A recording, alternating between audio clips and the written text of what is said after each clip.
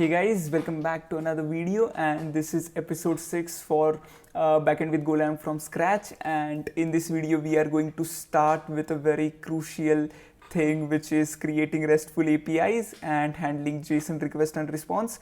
So what we are going to do is we are not going to completely be compliant with REST architecture. This is something that you can go ahead and further read, but in here we are going to make these RESTful compliant APIs, where we are going to just have the APIs compliant with that, and we are not going to use we are not going to make this stateless or something, because we are not going to use databases like Redis and PostgreSQL. This is something that we are going to do in the further videos, but in this video we are going to learn about JSON a lot, and we are going to learn a bit about mutexes and memory management, which are really important into this. Not purely about memory management, but I would say how to access resources and how to lock them, so that you can avoid race conditions and all when you are having a lot of requests and accessing the same resource itself. So what you are going to learn is how to pass JSON requests, respond with JSON data, and build a basic CRUD API in memory, which is going to be a simple users interaction app, which is going to teach you a lot about how to do this. So what I'm going to do is, first of all, I'm going to open my screen, and this is my Kitty terminal, and I'm going to use NeoVim. I will do ls, and I have already made the go.mod file and the main.go file. This is something that I have explained in the previous episodes, so I would not do it here. So what I will do is, first of all, declare this as our main package. Then I'm going to import my libraries here. These libraries are going to be like encoding. First of all, I would like to get the JSON library that is going to manage all the JSON data structure, JSON format into here. So I'm going to call this thing JSON and encoding, and I will call the JSON library here. Then what I'm going to do is get the FMT library here to do some printing stuff and passing it to the handler. And then I'm going to call the log, so that I can log some requests into here. Then I'm going to do net/http, the main library that we are working around into here. And then I'm also going to call the sync library. So this sync library is going to help us with the data, with the locking the resources into here that you're going to see. This is something that you will use when you're working with stateful APIs, which is a very rare case, but okay, you are going to use it somehow, and you are going to learn from this also. Then we are going to declare the main this main function, where the code is going to be executed. First of all, I'm going to do http.handlefunc, and we are going to use the default multiplexer here. We are not going to declare our own. This is something that we have already done in the previous episodes. In the cases when you have to implement your own multiplexers, your own custom multiplexers, and configure them, you can watch the previous episodes for this. Then what I'm going to do is make an endpoint called users, and then I will have this into users handler, which is the function that I'm going to declare in the further timeline. Then I'm going to create a users slash for here I'm going to manage the query parameters. I have discussed about this in detail in the previous episodes, so I'm not going to do it here. Then I will call it as a user handler. This time it's user handler, not users handler. Make note of that. Then I'm going to have the fmt.println, and then I'm going to say server running on port 8080, and then I'm going to go ahead and do the log.fatal. I have again discussed this in the previous episode about log.fatal and how to manage this error, how to error management this stuff. Then what I'm going to do is have my port 8080 into here, and since we are using the default multiplexer, I'm going to say nil into here. So now what I'm going to do is I have to declare the struct for this. So when you are working with JSON APIs, you would require to create a struct that would declare the schema of what you are doing here. So I'm going to declare a struct called user, which is going to contain everything about the user, his details. So for the sake of simplicity, I am just going to declare 3 parameters. One is the ID ones, and I will call it as an integer parameter, and I will have it as a JSON, and this JSON thing would be named as ID. I will explain this how it is going to decode everything, because it can be confusing in the start. It just takes some time to get adjusted with this format. Then I'm going to call this as a name in JSON. I have the name thing, which is a string data type, and then I'm going to have the email. This email will also be a string data type, and I would be having it as a JSON, and then I would have here as email. So what is going to happen is we are going to first of all, let me just have some comments into here, and I just want more. Then I can have a JSON closing here, and then opening here, opening here and the closing at the above. And here I'm going to have something called as ID, and integer is going to be declared here. Then I'm going to go down, and I'm going to have something as a name, and a name is going to be declared here. And then I can go ahead and have email, and the email is again going to be declared into here. So this is the way that the format should look like according to this struct, and whatever you are going to extract from here like ID, it is going to go into this struct to the ID parameter, which is integer, and you can access it using this thing called user. You are going to declare it into some variable. Let's name it like small case user, and you are going to get it like user.id itself. So you can access that, and you can work with your own logic there. So what I'm going to do is just remove this thing because we don't need it.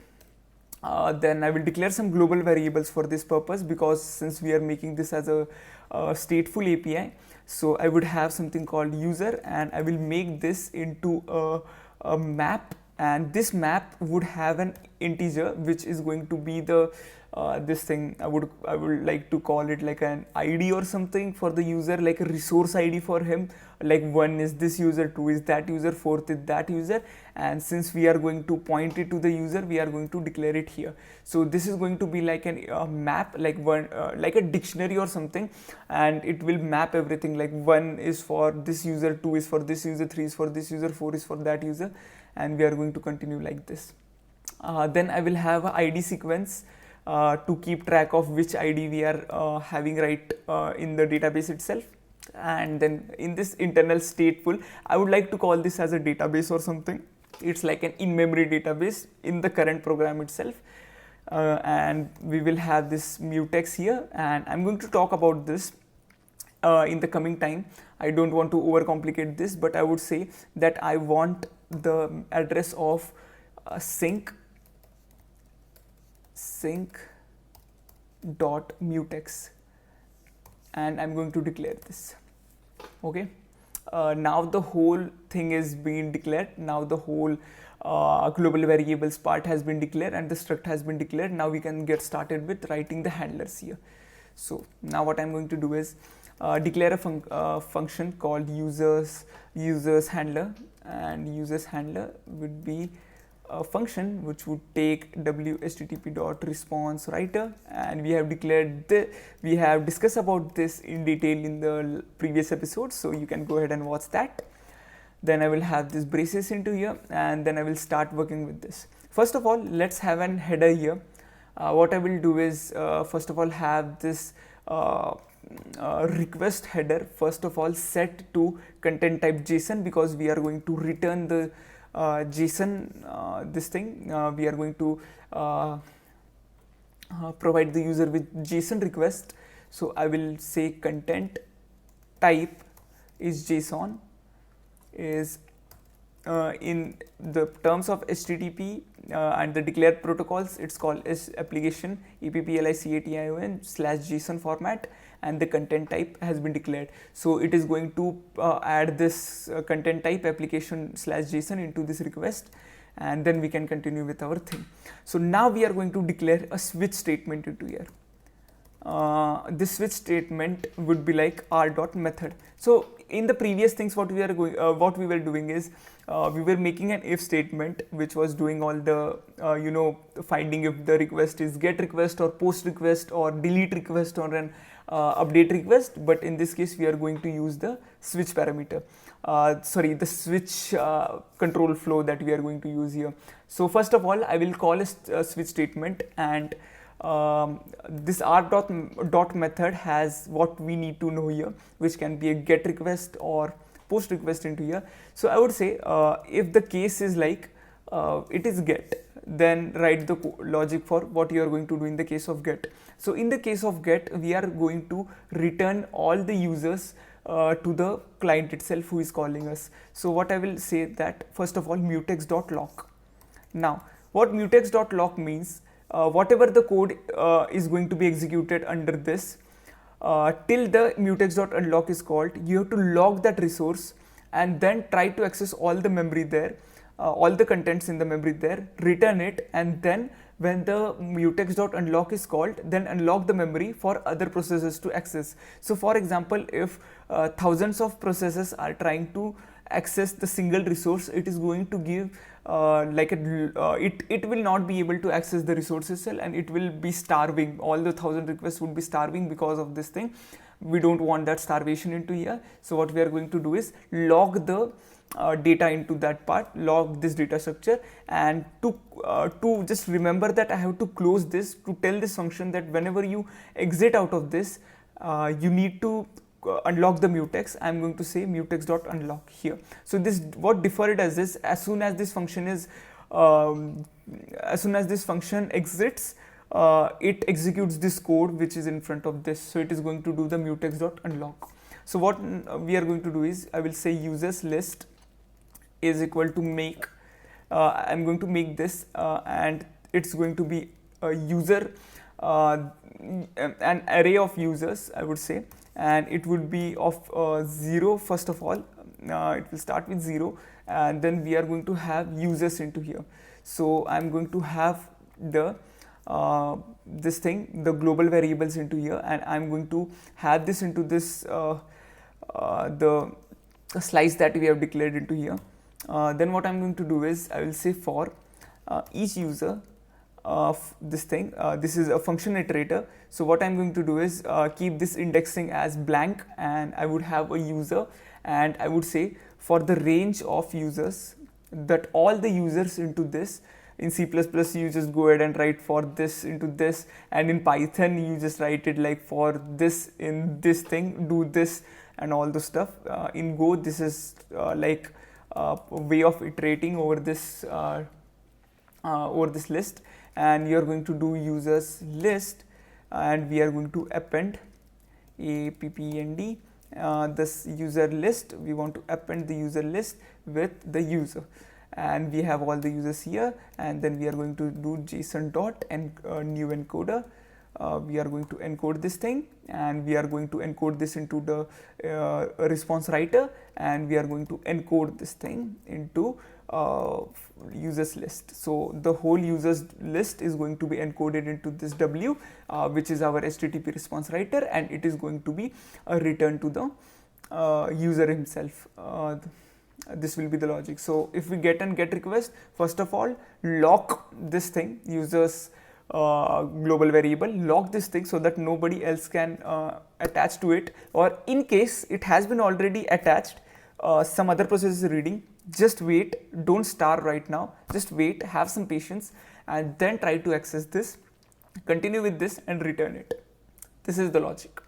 Then we need to make provisions for the post request also. So what I'm going to do is go here, and I'm just going to go here, and then I will say in case it's a post request, go down.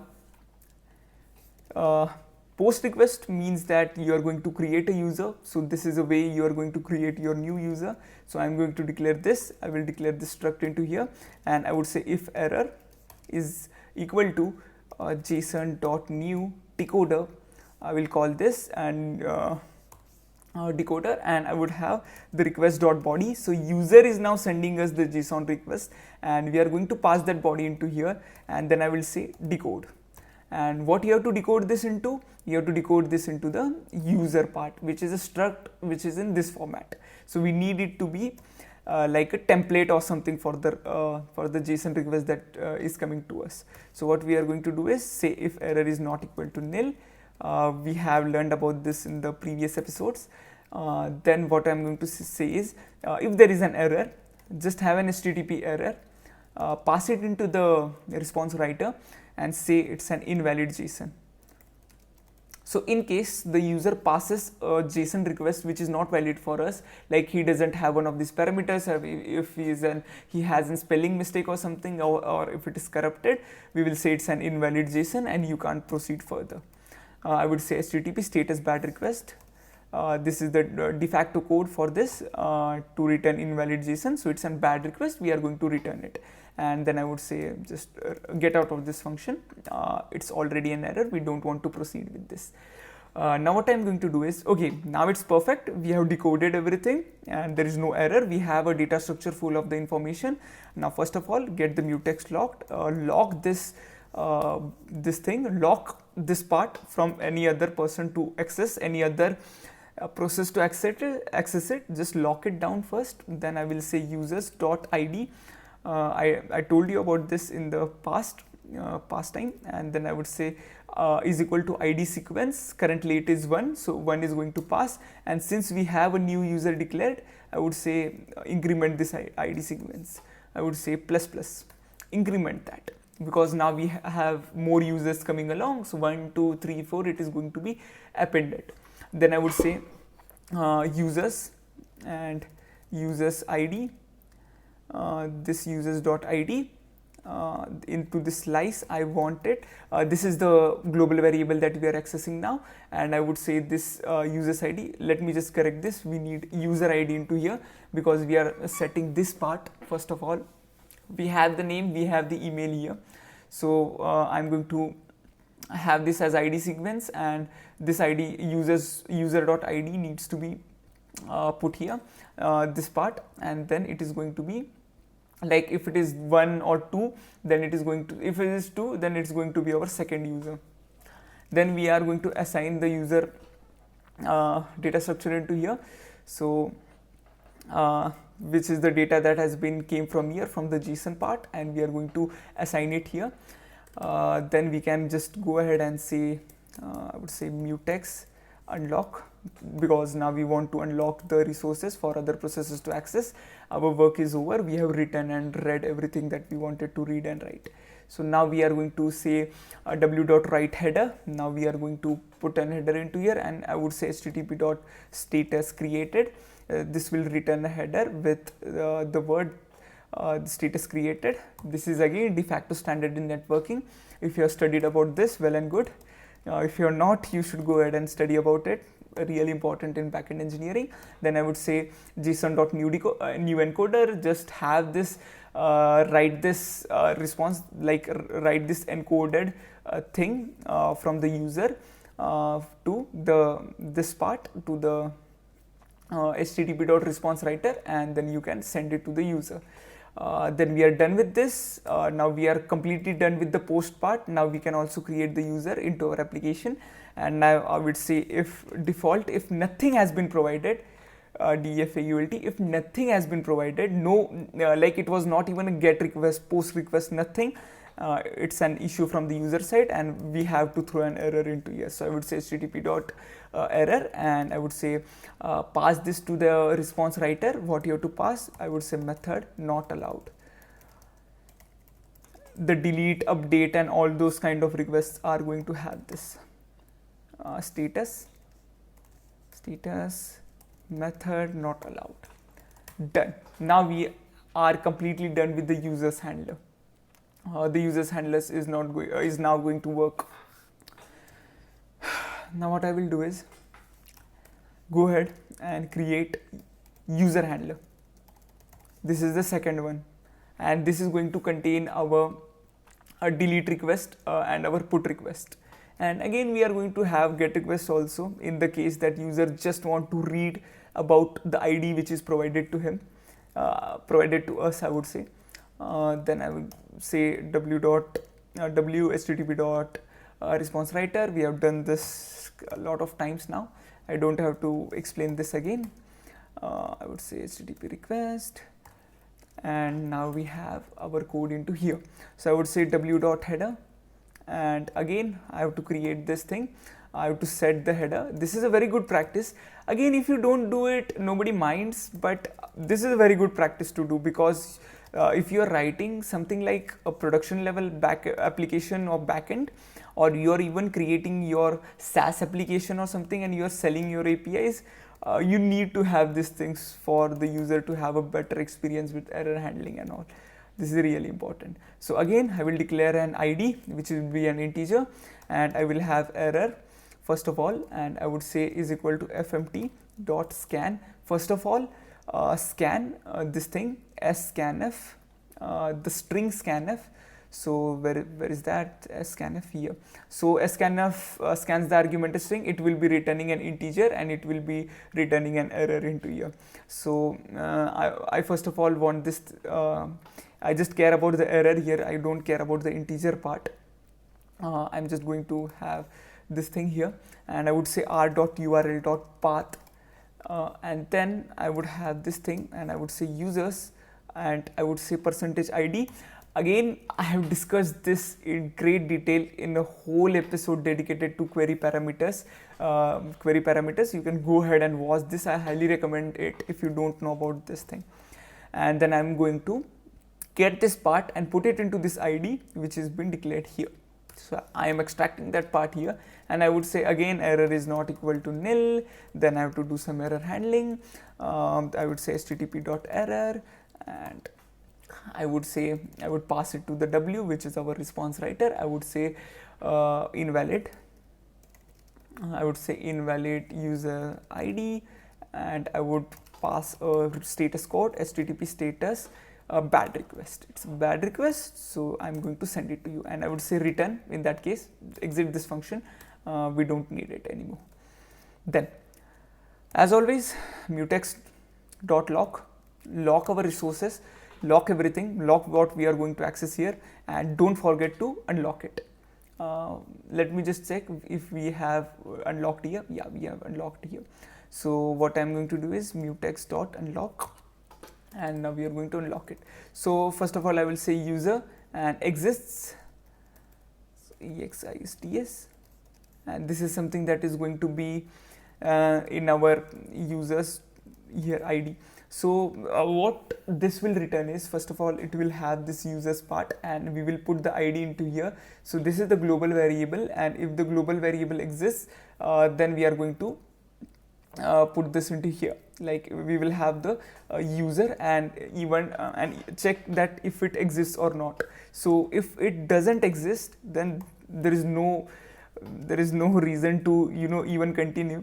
So I would say if it doesn't exist, if it not exist, like if it exists then it is true, but if it doesn't exist it's false. So this not operation of false is true. So if true, we are going to say http error, and I would say w user not found, and I would say it's an http error, http I would say status not found. So you need to remember this thing when you are writing the backend, because like it's okay, you can access a lot of cheat sheets and you can go ahead, you can use your own tools for this, but it's always a great idea for an experienced backend engineer to know about this stuff and just keep these status codes into his mind. And in the previous days you had to like remember 404, 503, everything, but now you can just go ahead and have this LSP tell you about which error code you want to put into here. So then what I will do is I will first check for the method now, because okay, now the this thing was particularly perfect, there is no error here. Here also we have the user to exist. So now everything is fine, user exists and all. So let's check if the what the user really wants to do here. So we will say r.method. So in case it's a get request, as always, just return details about the user. So I would say json.encoder, and I would say not encoder, I would say json.new encoder here, and I would like have this response writer into here, and I would say encode what we have to encode here, the detail about the user which we have declared somewhere here. Then continue with this. I have something like case here, and in this case part what I want is now let's think about put request. So in case of put request, we are going to update the details about the user. So let's have this updated user into here, and I would say it's an user struct because I have to declare everything from the scratch now. And if error is equal to json.new decoder, again I have explained this now. I would say r.body, get the JSON response from the body, decode it and put it into the updated user. About what the user now wants the updated details about the user to look like. And if error is not equal to nil, means the JSON decoding has been failed, which happens in the case when user haven't uploaded the right JSON file here, haven't used the perfect defined JSON schema into here. And then I would say invalid JSON, and I would just return http dot status bad request. It's a bad request, so I'm going to say that. Let's continue. Then I would say return, get out of this function now. There is no need to continue. Then I would say updated user dot id is equal to id now, and id is going to be changed for this user now, and I would say this id is equal to updated user. The id is not going to change, the id is going to be same because we are not updating any kind of id sequence in the global variable here. We are okay with where the user was, and we are just going to update it wherever he was. So what I'm going to do is now updated user, and I would say json dot new encoder, and I'm going to pass w into here, and I would say encode this thing and return it back to the user, like okay, everything is successful, and now we can go ahead and have the updated user struct with him. So it's like a bill that we are giving it to him, that okay, it has been updated. Now I would have the delete request. Let's handle this thing, and this is going to be really easy. We are just going to say that in this users thing, delete this id itself, and then say write header, and I would say http dot status no content, status no content, since we have deleted that thing now and now it doesn't exist. Now let's say that the status no content for that. And in the default case, some bad methods are being passed. Users can act that way sometimes. Okay, this is in the wrong part. I will just have it here. So I would say case delete and default. This is the default one. So the default case would be okay, he has done some error into here, so let's just pass http error. I would say w and say method not allowed, and I would say http dot status method not allowed, since the method is not allowed. And let me check what's the issue here, and we need to put users into here. Okay, seems good. The program is now over. I will just open my terminal, do an ls, say go build. Let's build it.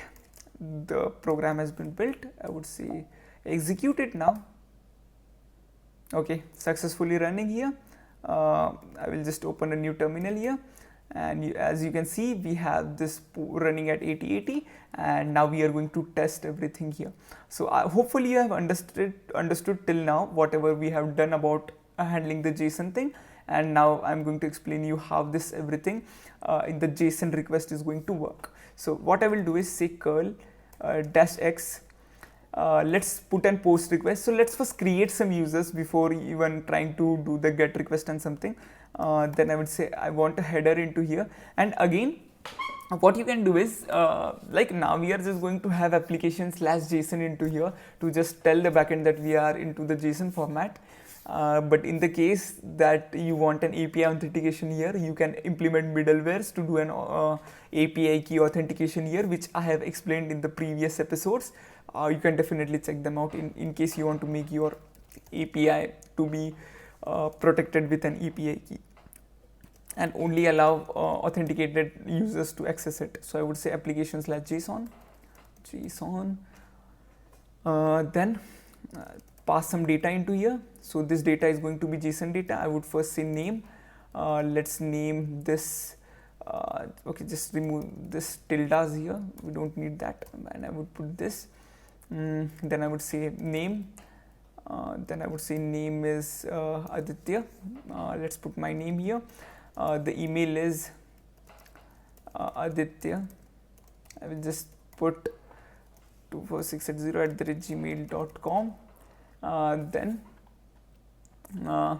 I will update this thing. I just want to put the name and email into here, and then I have to provide this endpoint here. So it will be http://localhost, and I would say port 8080 and /users, and just put enter. So yeah, the request has been returned here, and there is no changes into here since we haven't logged anything. And this is it. Like, we now have this user created. Now we are going to go ahead and do the get request to list everything. So I would say -get http, I would say localhost and port 8080 /users, and then we are going to enter, and now we have this new user created. Now what I will do is create one more user just for reference. I would say just select everything into here.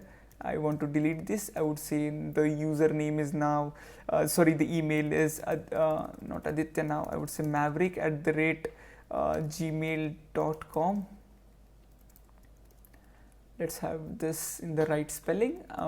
This guy's name is literally Maverick, very cool name. Let's continue, put enter. Now the ID has been 2. Let's have one more. This time the Maverick has been changed. Let's call this Ethan from Mission Impossible movie. I like that series. So I will just have Ethan Hunt to here. So now we have it as 3. Let's just put and get request. Bingo, you have this. And for Linux users, I would say you can go ahead and install this JQ, so it will have this thing structured into your console itself, so you can do this. I'm going to do this in the further these things. So what I will do is, now let's test updating user. Like, now I want to change my name itself. Like, I want my surname to be here, so I would say -x. I would say put request again. Let's have this header. I would say content -type. I would say it's an application /JSON, and I would have this thing. I would say it's a name. Let's remove the tildes. Got a habit of that thing now. Then I would say Aditya Patil, and now I want Aditya Patil to be here. And since I am ID1, we are going to tell about it in the endpoint itself while providing the URL. I will remove one here. I will put one here. Okay, this thing. Content type, application JSON, name Aditya Patil, and now let's change my email ID also. I would say aditya.patil@gmail.com, and this was my email.